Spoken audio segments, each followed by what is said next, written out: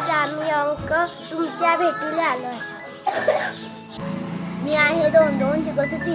ज्या संख्येच्या एकक स्थानी 0 2 4 6 8 हे अंक असतील तर 2 ने भाग जातो.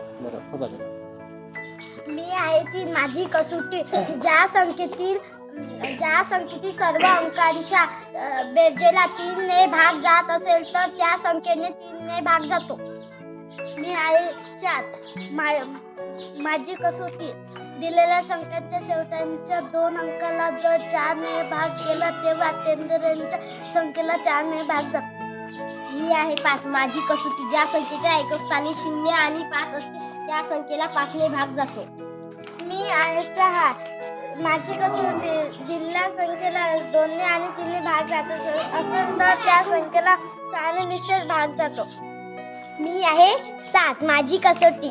दिलेल्या शेवटच्या 3 अंकी संख्येला जर 7 ने भाग जात असेल तर त्या संख्येत 7 ने निश्चित भाग जातो. मी आहे 8 माझी कसोटी. कोणत्याही संख्येच्या शतक दशक व एकक स्थानी असलेल्या अंकांमुळे तयार होणाऱ्या 3 अंकी संख्येला 8 ने भाग जात असेल तर दिलेल्या संख्येला 8 ने भाग जातो.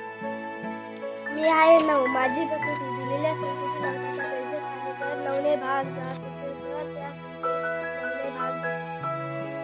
मी आहे 10 माझी कसोटी. दिलेल्या संख्येच्या एकक स्थानी 0 असेल तर त्या संख्येला 10 ने भाग जातो. मी आहे 10 अधिक 2 म्हणजे 12 माझी कसोटी.